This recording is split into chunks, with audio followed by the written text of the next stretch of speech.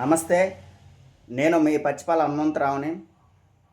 ఈరోజు మనమందరం ఎంతో గొప్పగా, అంగరంగ వైభవంగా జనవరి 26వ తారీఖున గణతంత్ర దినోత్సవం జరుపుకుంటా ఉన్నాము.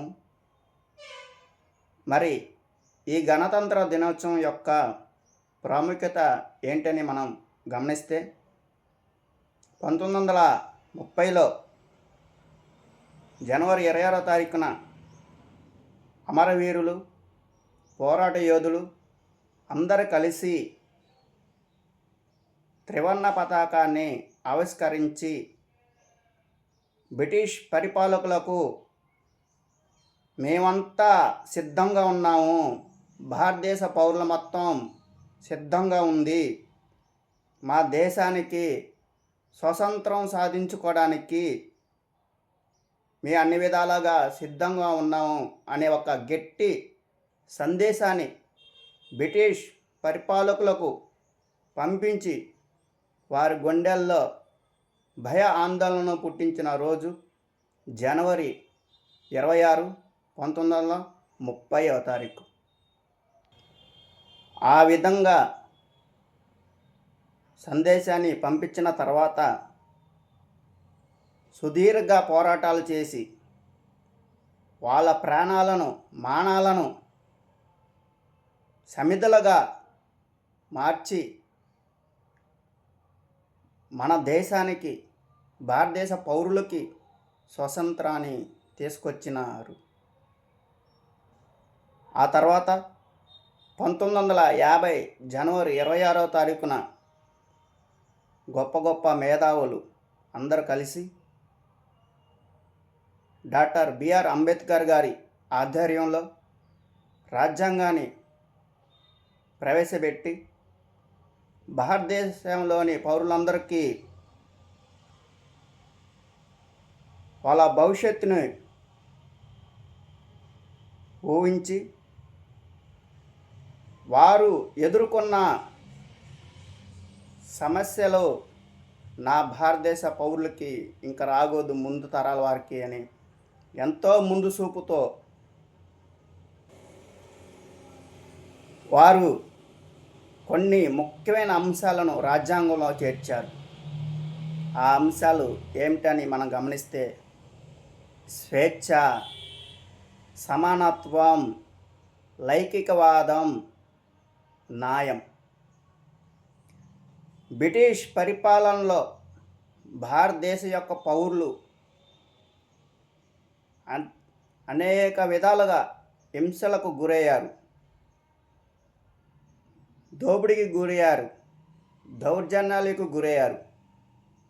వాటన్నిటి నుండి విముక్తిని కలిగిస్తూ స్వేచ్ఛ అనే పదాన్ని చేర్చారు. ఆ తర్వాత సమానత్వం, భారతదేశంలో ఉన్న పౌరులందరికీ ప్రధానమంత్రి నుండి, రాష్ట్రపతి దగ్గర నుండి సామాన్యుడ పౌరుడి దగ్గర వరకు ఒకే రకమైన చట్టం అమలవుతుంది అని ఉద్దేశంతో సమానత్వం అనే పదాన్ని చేర్చడం జరిగింది. లౌకికవాదం, భారతదేశంలో అనేక మతాలు ఉన్నాయి. వారందరూ వారి యొక్క మతాల ఆచారాలు, సాంప్రదాయాలను పాటిస్తూ దేశం యొక్క ఉన్నతికి, అభివృద్ధికి తోడ్పడతాము, కలిసికట్టుగా ఉంటాము అనే భావనను బలపరచడానికి ప్రవేశపెట్టిన పదమే లౌకికవాదం. న్యాయం, భారతదేశంలో ఉన్న ప్రతి ఒక్క పౌరుడికి ఆర్థిక అసమానతలను చూడకుండా, ఎలాంటి విద్వేషాలు, రాగద్వేషాలకు పోకుండా సమానమైన న్యాయం ఉంటుంది అని తెలియపరచడానికి న్యాయం అనే పదాన్ని చేర్చడం జరిగినది. ఇంత గొప్ప రాజ్యాంగం కలిగిన దేశం ఏదైనా ఉందంటే అది భారతదేశం అనే మనం గొప్పగా చెప్పుకోవాలి. మరి ఇంత గొప్ప రాజ్యాంగం ఉన్న దేశం 75-76 సంవత్సరాలు స్వతంత్రం వచ్చిన తర్వాత కూడా మేము అభివృద్ధి పూర్తిగా చెందాము అని చెప్పుకోలేని స్థితిలో ఉన్నందుకు నాకు చాలా బాధగా ఉంది. మరి ఇలాంటి ఎందుకు మనం అభివృద్ధి చెందలేని పరిస్థితిలో ఉన్నాము? మనకన్నా వెనక స్వతంత్రాలు పొంది అతి కొద్ది సమయంలోనే పూర్తిగా అభివృద్ధి చెందాము అని ప్రపంచం ముందు వాళ్ళు ముందుకు రావడం మనందరం గమనించాం. మరి భారతదేశానికి ఇంత గొప్ప రాజ్యాంగం ఉండి, ఇంత పోరాట పటిమ ఉండి, ప్రతిభ గల పౌరులు ఉండి, మరి ఎందుకు ఇంకా అభివృద్ధి చెందలేదు అనే విషయాన్ని నాకు అర్థం కావట్లేదు.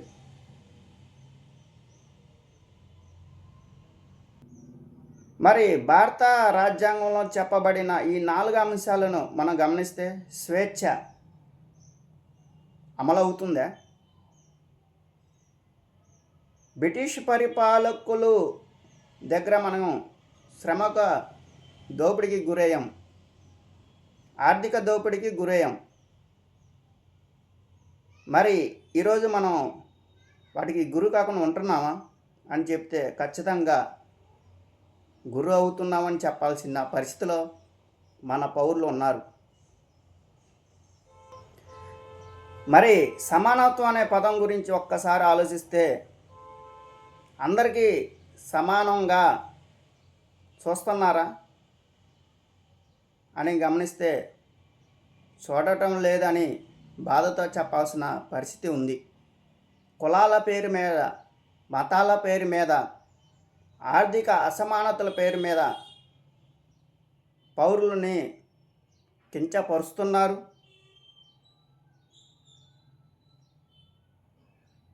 కాబట్టి సమానత్వం అనే పదం అమలు కావట్లేదనే నేను భావిస్తున్నాను. లౌకికవాదం అనే పదాన్ని ఒకసారి పరిశీలిస్తే మీ అందరం కలిసికట్టుగా ఉంటాము, ఒకరి సాంప్రదాయాలను, ఒకరి ఆచారాలను గౌరవిస్తాము అని చెప్పడానికి ఉద్దేశించబడిన ఈ లౌకికవాదం అనే పదానికి అర్థం ఉందా అంటే లేదనే చెప్పాల్సిన పరిస్థితిలో ఇలా నేటి సమాజం ఉంది.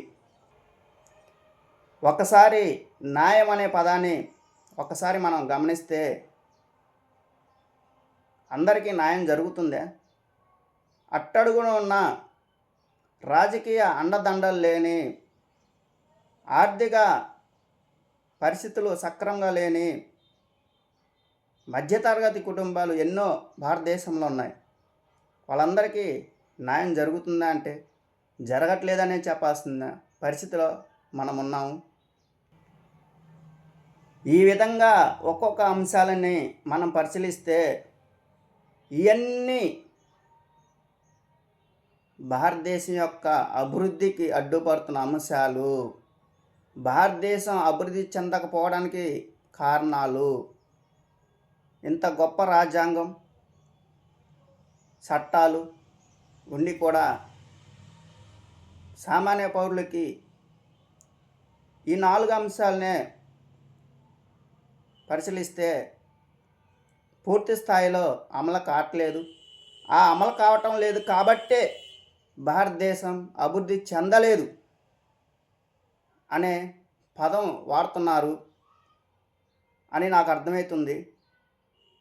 ఇది మనమందరం బాధపడాల్సిన అంశం. ఒక్కసారి ఆలోచన చేయండి.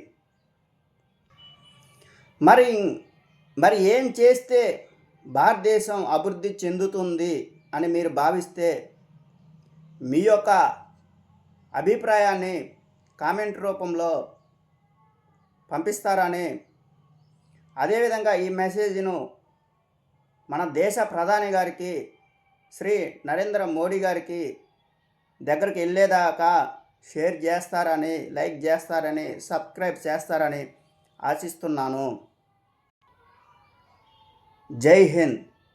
ధన్యవాదాలు.